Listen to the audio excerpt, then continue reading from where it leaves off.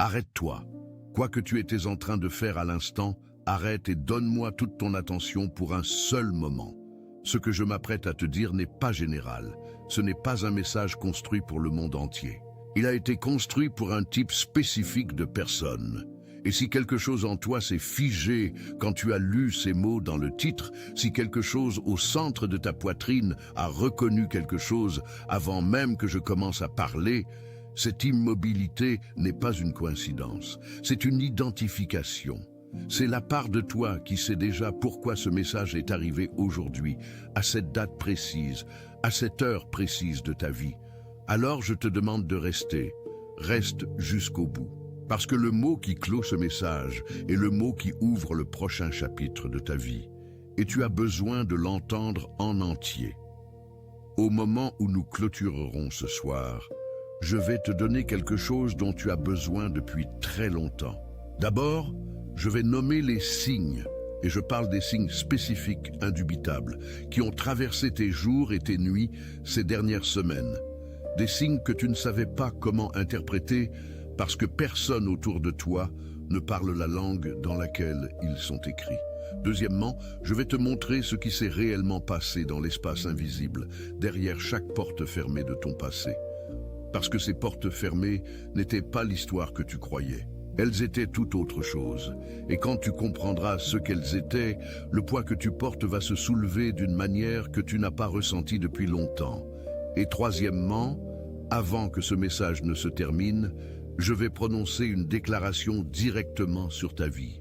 Non comme un rituel, non comme une performance, comme une parole prononcée dans la forme spécifique de ton histoire spécifique. Et cette parole va être l'accord que ton esprit attendait d'entendre confirmer de l'extérieur de lui-même. Accroche-toi à cela. Attention, vous devez vous préparer maintenant. J'ai préparé un contenu exclusif pour ceux qui sentent qu'ils ont été mis à part pour quelque chose de plus grand, mais vivent entourés de bruit, de distractions et de surcharge mentale. C'est un parcours de 30 jours qui va transformer votre vie.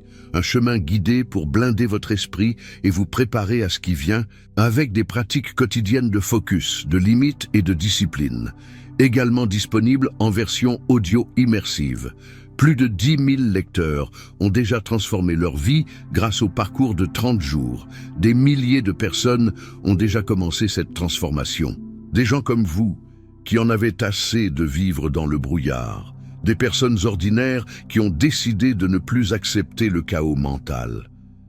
Profitez de cette offre à durée limitée, uniquement ce mois-ci. Accédez à votre lien juste en dessous, dans le commentaire épinglé. Laisse cela t'ouvrir avant que nous entrions. Le principe de ce dans quoi nous entrons ce soir est celui-ci. Il y a un moment où le ciel cesse de chuchoter et commence à parler à pleine voix. Ce moment n'est pas dans le futur. Il n'approche pas d'un horizon lointain. Il est maintenant, dans cette saison précise, dans cette convergence précise de temps, de préparation et de position. Le ciel parle sur un registre que les élus peuvent entendre. Et la raison pour laquelle tu as trouvé ce message aujourd'hui n'est pas due à une suggestion d'un système extérieur. C'est parce que quelque chose en toi était déjà orienté vers lui. Ton esprit écoutait une fréquence spécifique, et ce message la porte. Ce qui t'est transmis n'est pas un vague encouragement spirituel. C'est un héritage avec un contenu spécifique, un héritage préparé à ton nom, construit pendant les saisons où tu persistais sans comprendre pourquoi la persistance était requise. Chaque porte fermée, chaque mauvaise direction, chaque saison d'insuffisance que tu as traversée en te demandant ce qui te manquait, ce n'étaient pas des erreurs et ce n'étaient pas des punitions. C'étaient des phases de construction d'un bâtiment auquel on ne t'avait pas encore donné accès. Et maintenant, de l'autre côté de toute cette construction, le bâtiment est achevé. Et la porte de son centre est ouverte. Reste avec moi. Ce dont j'ai besoin pour t'accompagner d'abord, ce sont les signes. Laisse-moi commencer par nommer ce qui s'est passé dans ta vie, dans ton corps, dans les endroits calmes de ton esprit. Parce que si tu es l'un des élus que cette saison vise spécifiquement, tu as vécu quelque chose qui n'a pas de nom dans le langage ordinaire, et le fait de ne pas avoir de nom pour cela t'a laissé le porter seul d'une manière qui t'a pesé plus que tu ne l'as admis à quiconque autour de toi. Tu t'es réveillé aux heures avant l'aube, pas à cause d'un cauchemar, pas à cause d'un bruit dans la maison, à cause de quelque chose qui ressemble plus à une petite tape intérieure sur l'épaule. Une clarté de conscience qui arrive soudain, dans la nuit profonde de 2 ou 3 heures du matin, comme si ton esprit avait reçu un signal et y avait répondu, avant que ton esprit n'ait eu le temps de décider de participer. Tu restes allongé, et quelque chose en toi est en alerte, orienté, présent. Et ce qui traverse en toi dans ces minutes n'est pas de la peur, et ce n'est pas de l'anxiété. C'est une qualité de savoir à laquelle les rythmes ordinaires du jour ne te donnent pas accès. Au matin, tu l'as classé comme de l'agitation, un mauvais sommeil ou du stress. Mais ce n'était rien de tout cela. C'était une invitation. C'était la qualité de silence que la transmission requérait. Et ton esprit était appelé à l'écoute. Tu t'es éloigné des personnes et des lieux qui te semblaient autrefois être chez toi. Les conversations qui te remplissaient autrefois te laissent maintenant légèrement vides. Les amitiés qui convenaient autrefois portent maintenant une qualité légère mais indubitable de ne pas être tout à fait juste. Les environnements sociaux où tu évoluais facilement te donnent maintenant l'impression de jouer une version de toi-même qui n'existe plus pleinement. Tu n'en as parlé à personne parce que tu n'as pas de moyen de l'expliquer sans paraître ingrat ou spirituellement froid. Tu t'es demandé si quelque chose n'allait pas chez toi, si tu devenais dur, si la chaleur que tu trouvais librement autrefois était partie quelque part où tu ne peux la retrouver. Voici ce que j'ai besoin que tu entendes clairement ce soir. Ce n'est pas de l'amertume, ce n'est pas de la froideur, ce n'est pas une sécheresse spirituelle, c'est un alignement. Ton intérieur s'éloigne naturellement des environnements qui appartiennent à une version de toi que la préparation a déjà remplacée. Ce mouvement n'est pas un rejet, c'est un positionnement. Tu as vu certains nombres en motifs dans des endroits déconnectés de ta journée. Sur les horloges, sur les reçus, sur les plaques d'immatriculation, dans le coin d'un écran, au moment où tu as jeté un coup d'œil exactement à la bonne seconde. Dans les numéros de téléphone, les adresses de bâtiments et les horodatage qui n'ont aucun lien logique entre eux et pourtant portent un motif indubitable que tu ressens dans le corps avant de pouvoir l'analyser avec l'esprit. Tu as gardé cela pour toi parce que tu sais comment cela sonne, mais tu n'as pas pu le rejeter parce que la fréquence à laquelle cela apparaît dépasse ce que ton esprit rationnel peut absorber comme une coïncidence. Et ton esprit connaît la différence entre un motif authentique et une distribution aléatoire, même quand ton traitement logique veut les aplatir. Je veux te dire ce soir ce que ces motifs sont réellement. Ce sont des marqueurs. Ce n'est pas l'univers qui joue avec toi. Ce sont des signaux de repérage venant du lieu désigné. Tu es localisé sur une carte que tu ne peux voir depuis le sol, mais la fréquence que tu émets est lue depuis quelque part au-dessus et la lecture est précise. Tu as rêvé sur un registre qui semble différent du rêve ordinaire. Les rêves ont du poids. Ils portent une qualité de signification qui ne se dissout pas au réveil comme le résidu de rêve ordinaire. Ils persistent le matin et parfois bien dans l'après-midi, laissant en toi une orientation, un savoir que tu ne peux pas retracer entièrement, mais que tu ne peux absolument pas rejeter. Certains d'entre vous ont rêvé d'eau, de l'eau calme ou de l'eau qui monte et remplit quelque chose qui était auparavant vide. Certains d'entre vous ont rêvé de lumière entrant d'une direction inattendue, d'en haut, plutôt que de toute source visible. Certains d'entre vous se sont tenus dans des espaces, dans vos rêves, où vous n'avez jamais été physiquement, et qui pourtant semblent plus familiers que n'importe quelle pièce dans laquelle vous vous êtes réveillé. Ce n'est pas le bruit aléatoire d'un système nerveux endormi traitant le résidu de la journée précédente. C'est la tentative de l'esprit rêvant de métaboliser la fréquence de l'arrivée à laquelle ta vie éveillée n'a pas encore pleinement rattrapé. Et puis il y a le dernier signe, C'est celui qui est le plus difficile à nommer, parce qu'il vit dans un registre entre la sensation et le savoir, entre le corps et l'esprit. Il y a une qualité d'anticipation en toi, qui n'a pas d'objet clair, que tu puisses pointer sur un calendrier ou une liste, pas l'anticipation de quelque chose de spécifique qui est prévu, pas l'excitation d'un événement que tu attends, un sentiment plus profond, plus calme, plus persistant de quelque chose qui approche. Comme si l'air juste devant toi portait une qualité différente de l'air derrière toi. Comme si tu étais au bord de quelque chose dont tu ne peux voir l'autre côté, et ton esprit est déjà penché vers cela, tandis que ton esprit rationnel cherche encore la justification logique de cette inclination. Tu as essayé de gérer cette sensation en l'appelant anxiété, parce que l'anxiété est une catégorie connue avec des réponses connues, et ce que tu portes réellement ne correspond à aucune catégorie qu'on t'a donnée. Mais ce n'est pas de l'anxiété. L'anxiété est la crainte de ce qui pourrait mal tourner. Ce que tu portes en ce moment est le poids de ce qui est sur le point de bien tourner. Et parce que ton esprit n'a jamais eu un héritage de cette taille et forme exacte se dirigeant vers lui auparavant, il n'a pas encore de contenant pour ce sentiment. Mais le sentiment n'est pas une pathologie. Le sentiment est une prophétie qui arrive dans le corps. Prends une respiration là. Laisse cela s'installer dans la part de toi qui a attendu le plus longtemps pour que ce qu'elle porte soit nommé correctement. Si ne serait-ce qu'un de ces signes a résonné en toi, si tes épaules se sont relâchées à un moment quelconque ces dernières minutes, parce que quelque chose dans cette liste nommait ce que tu as porté silencieusement seul, je veux que tu fasses une chose maintenant avant d'aller plus loin. Écris le nombre 888 dans les commentaires ci-dessous. Le nombre 888 porte la fréquence du débordement, la signature de l'abondance sans plafond, du plus que suffisant arrivant à l'endroit qui a vécu dans le pas assez depuis plus longtemps qu'il n'aurait dû. Tes doigts tapant ces trois nombres sont ton esprit disant oui à ce qu'il sait déjà. C'est le plus petit accord, mais il est réel et il est tien. Écris 888, puis reviens tout de suite à moi. Ce message n'en a pas fini avec toi. Nous sommes seulement à la surface. Le travail plus profond est encore à venir. Maintenant, je veux aller sous les signes, parce que les signes sont ce que tu peux voir et sentir. Ce que je veux te montrer maintenant est le mécanisme sous eux.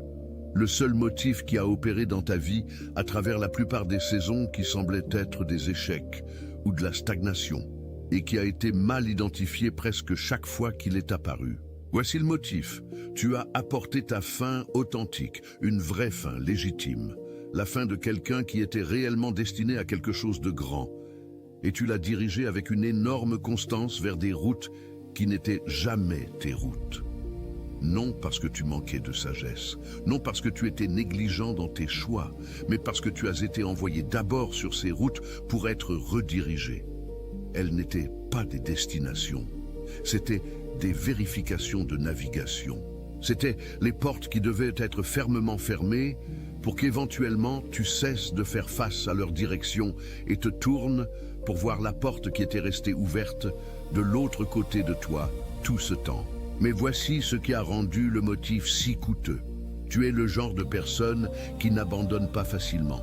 Tu portes une qualité de persistance qui, dans la bonne application, devient ton plus grand atout et, dans la mauvaise application, devient le mécanisme de ton propre retard. Parce que quand une porte ne s'ouvrait pas, ton interprétation était que tu n'avais pas encore assez essayé, pas encore cru avec assez de force, pas encore démontré assez de fidélité pour mériter l'ouverture.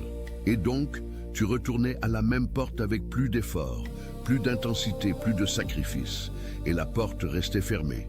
Et l'écart entre ton effort et ton résultat s'élargissait, et tu retournais cet écart vers l'intérieur et en faisais un constat sur ta propre suffisance. Mais cette porte ne restait pas fermée, parce que tu étais insuffisant. La porte restait fermée parce qu'elle n'a jamais été ta porte. La fidélité que tu y apportais était réelle. La fin que tu y dirigeais était réelle. La direction était le seul élément qui devait changer. Et la direction ne pouvait changer qu'après que tu aies consacré tous tes efforts à la mauvaise porte assez longtemps pour en épuiser véritablement l'option, pour savoir au plus profond de toi qu'aucun effort supplémentaire ne modifierait la fonction pour laquelle cette porte avait été construite, qui était de rester fermée et de rester fermée jusqu'à ce que tu te retournes. C'est le schéma. Et le mot que je veux prononcer sur ce schéma n'est ni la honte ni le regret. Le mot est achevé. Tu as pleinement appris ce que les mauvaises portes étaient destinées à t'enseigner. La saison de cet apprentissage est terminée. Tu ne retourneras pas à ces portes. Et ce qui vient ensuite n'est pas une autre porte qui reste close. Ce qui vient ensuite, c'est la porte qui est déjà ouverte, qui l'a toujours été et qui n'attend pas que tu la mérites, mais que tu te retournes et la vois.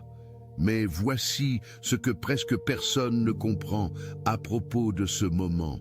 La couche sous-jacente au schéma est plus ancienne que le schéma.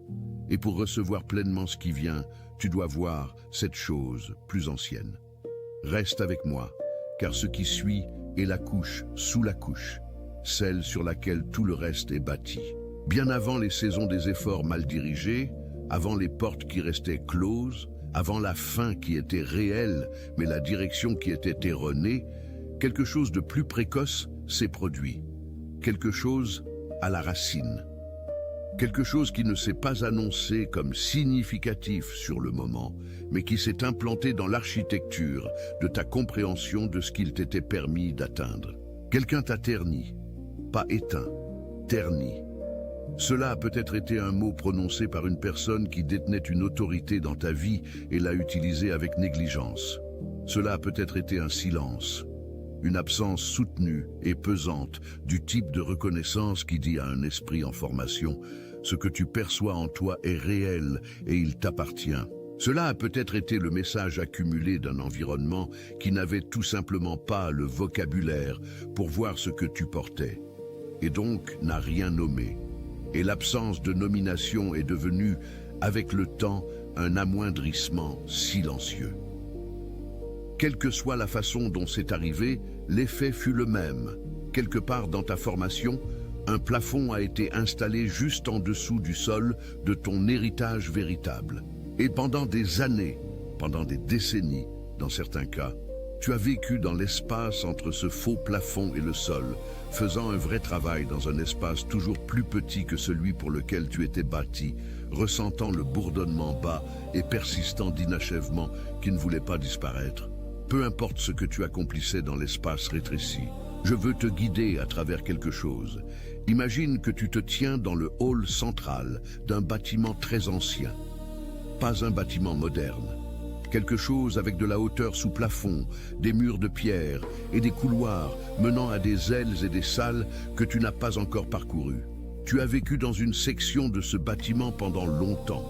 Tu connais bien ces pièces, tu sais où tombe la lumière du matin et d'où vient le froid en hiver. Tu as fait la paix avec ces pièces, tu les as décorées. Tu es même venu à les aimer, comme la familiarité, après assez d'années, peut ressembler à un foyer même quand ce n'est pas le foyer entier. Mais au centre de ce bâtiment, au centre géographique exact où tous les couloirs de toutes les sections convergent, il y a une cour, ouverte sur le ciel, remplie d'une qualité de lumière que les pièces en périphérie du bâtiment n'ont jamais vraiment portée. Et dans la cour, il y a des choses qui ont été préparées spécifiquement pour celui dont le nom est sur l'acte de propriété du bâtiment. Des choses qui y attendent, entretenues, gardées, soignées par une fidélité qui n'a pas besoin de ta conscience pour continuer d'opérer. Tout est préparé, tout est en ordre, tout est prêt. Tu te tiens à l'entrée du couloir qui mène à la cour depuis très longtemps. Non pas parce que la porte de ce couloir était verrouillée, mais parce qu'une voix que tu as entendue assez tôt dans ta vie, une voix qui n'était jamais censée avoir autorité sur tes mouvements dans ce bâtiment, t'a dit que la cour n'était pas pour toi. Pas exactement par ces mots. Peut-être sous la forme d'une blessure arrivée avant que tu n'aies les outils pour en évaluer la source. Peut-être sous la forme d'une attente qui était systématiquement trop petite pour ce que tu portais réellement. Peut-être sous la forme d'une communauté qui ne pouvait pas voir la cour en toi, parce qu'elle n'avait pas encore trouvé le couloir vers la sienne. Quelle que soit la façon dont cette voix est arrivée, son message a été reçu et logé, et avec le temps, il est devenu un mur dans ton architecture intérieure. Pas un mur permanent, mais un mur qui était debout depuis assez longtemps pour commencer à sembler une caractéristique structurelle plutôt que ce qu'il était réellement. Une installation temporaire construite par quelque chose qui n'avait aucune autorité pour construire là. Ce que cette saison accomplit, ce que le 25 mai est positionné pour libérer dans ta vie, c'est la dissolution finale de ce mur intérieur.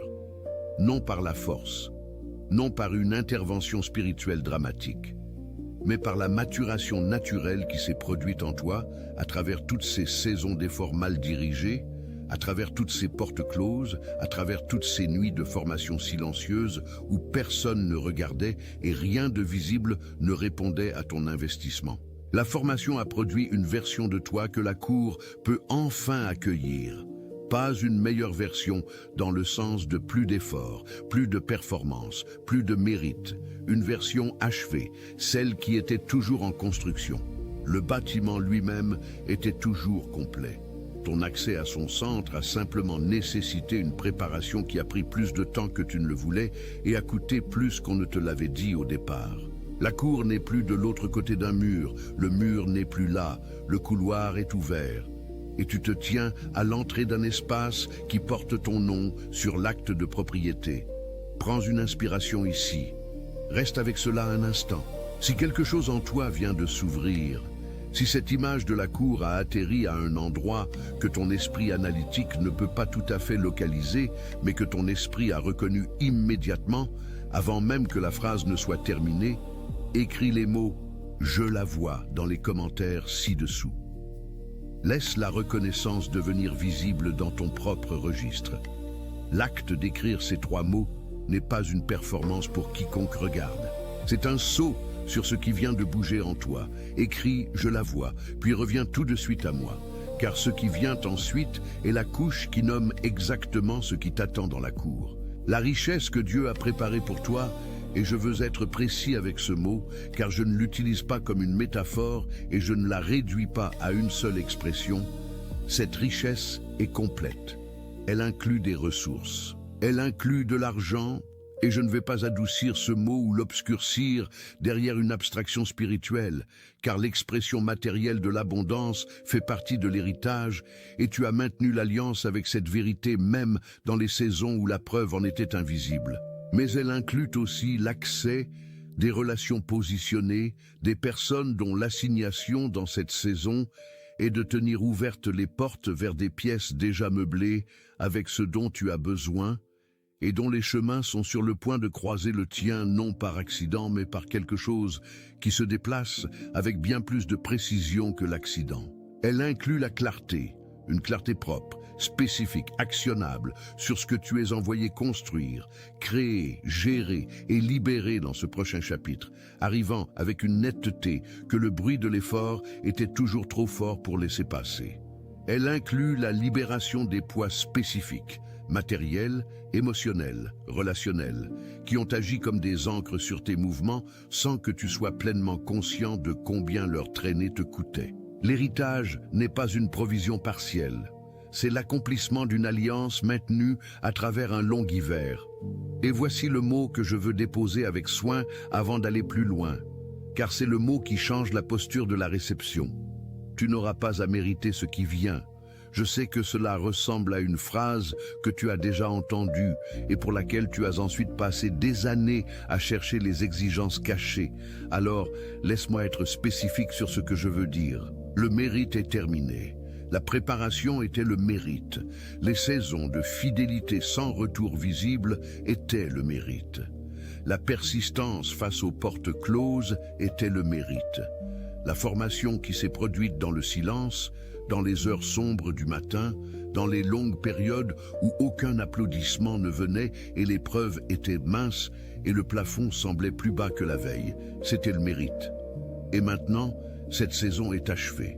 Ce qui vient ensuite, c'est la gestion, non l'effort acharné. Recevoir, non atteindre. La posture de cette prochaine saison est les mains ouvertes, non les poings serrés.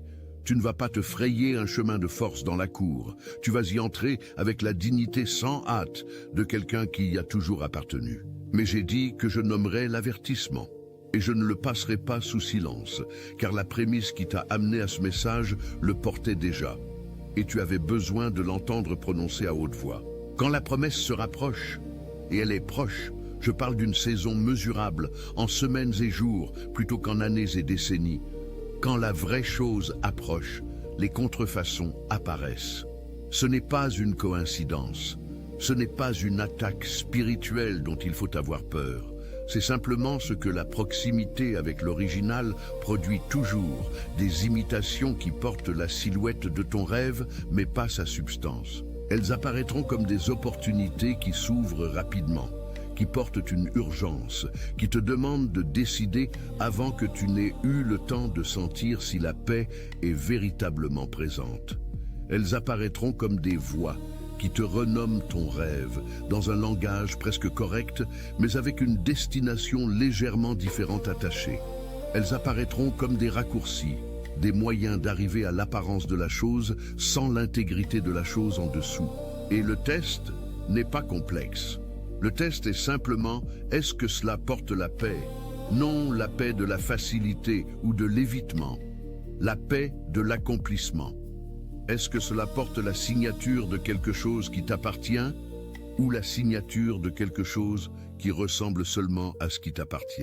La vraie provision ne te demande pas de faire taire ta connaissance intérieure pour l'accepter. Quand ta véritable porte s'ouvre, celle avec ton nom sur l'acte, tu n'auras pas besoin de te convaincre pour la franchir. Tu n'auras pas besoin de réprimer la petite voix qui dit d'attendre. La bonne porte porte une qualité de reconnaissance que ton esprit connaîtra avant que ton esprit analytique n'ait terminé son évaluation. Ce discernement n'est pas un don avec lequel tu es né sous sa forme complète. C'est une capacité qui a été construite à travers chaque saison passée, assez près de la mauvaise chose, pour enfin reconnaître la différence. Tu as vécu ces saisons. Tu as mérité le discernement. Fais-lui confiance. Et fais confiance au timing. Le 25 mai n'est pas une affirmation spirituelle arbitraire, c'est une convergence, un point où la préparation en toi et la libération hors de toi arrivent à la même coordonnée au même moment. Non parce qu'une date sur un calendrier porte un pouvoir inhérent, mais parce que ton esprit a marqué ce seuil, s'est construit vers lui dans les heures silencieuses avant l'aube, s'est positionné dans sa direction à travers les mouvements ordinaires des jours qui semblaient ne rien produire. Et le mouvement que tu as ressenti, sans pouvoir le nommer, a été ton moi intérieur répondant à l'approche de quelque chose qui est presque à portée.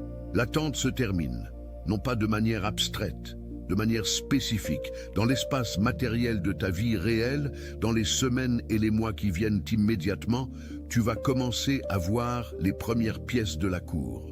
Pas tout d'un coup. L'ouverture de l'héritage n'est pas un événement unique et spectaculaire, c'est un dévoilement successif, porte après porte, pièce après pièce, la plénitude de ce qui a été préparé t'étant donné au rythme où tu peux le recevoir, être transformé par lui et le contenir correctement. Mais le début du dévoilement est là. Et ce début suffit à savoir que le reste arrive. Tu as été un arbre en hiver assez longtemps. La formation qui s'est produite sous terre, dans le système racinaire, à travers chaque saison qui semblait ne rien faire pousser, cette formation est achevée. Ce qui vient maintenant, c'est le printemps. Pas le printemps timide qui envoie une fleur prudente avant de se retirer dans le froid. Le printemps qui arrive avec une intention pleine qui remplit chaque branche, qui rend impossible pour tout œil qui observe de prétendre que ce qui a toujours vécu dans le système racinaire n'était pas toujours vivant. Il l'était. Il a toujours été vivant. Et maintenant, cela va être visible. Prends une respiration avec moi, là, maintenant. Laisse-la s'installer. Il y a quelqu'un dans ta vie qui a besoin de ce message précis ce soir. Quelqu'un dont le visage apparaît déjà dans ton esprit, non parce que tu as convoqué cette pensée, mais parce qu'elle est arrivée avant que tu aies fini de lire. Quelqu'un qui a travaillé plus dur que les gens autour de lui et qui a vu la porte rester fermée mois après mois avec une fidélité qui lui coûte plus qu'il ne le dit à quiconque. Quelqu'un qui s'est tu d'une manière que les gens qui l'aiment peuvent sentir mais ne peuvent nommer. Toujours présent, toujours fonctionnant, toujours là, mais fonctionnant à partir d'une réserve qui s'amincit, maintenant la posture depuis un lieu de ressources diminuant, sans savoir que ce vers quoi il a tenu bon est plus proche qu'aucune saison ne lui a encore permis de le voir. Quelqu'un qui est encore dans le couloir, qui fait encore face à la porte que tu affrontais autrefois, ne sachant pas encore que le tournant est le mouvement. C'est cette personne dont le visage est dans ton esprit en ce moment. Tu n'as pas eu besoin de réfléchir pour la trouver. Le visage est venu avant que tu aies fini la phrase. Envoie-lui ce message, non pas comme une suggestion, non pas comme quelque chose qui pourrait t'aider, comme une livraison. Le même rendez-vous qui t'a apporté ceci ce soir t'a déjà désigné comme le porteur. Ton envoi n'est pas une recommandation, c'est un ministère. Laisse-la recevoir ce que tu viens de recevoir. Et si quelque chose dans ce message a confirmé ce que ton esprit savait déjà, si quelque chose dans les dernières minutes a été nommé correctement, si la reconnaissance que tu as ressentie dans ton corps en écoutant était authentique, laisse ton j'aime être ton amen sans parole. Non pas comme une métrique, non pas comme un signal pour un système extérieur, comme un accord privé entre toi et ce qui vient de bouger en toi, comme un oui tranquille, prononcé dans le seul langage dont tu disposes maintenant. Oui, c'était vrai. Oui, cela a été nommé correctement. C'est tout ce que Amen signifie. Laisse-le être cela. Avant que cela ne se termine, avant que je ne prononce les derniers mots sur ta vie, écris les mots « Je suis l'élu » dans les commentaires ci-dessous.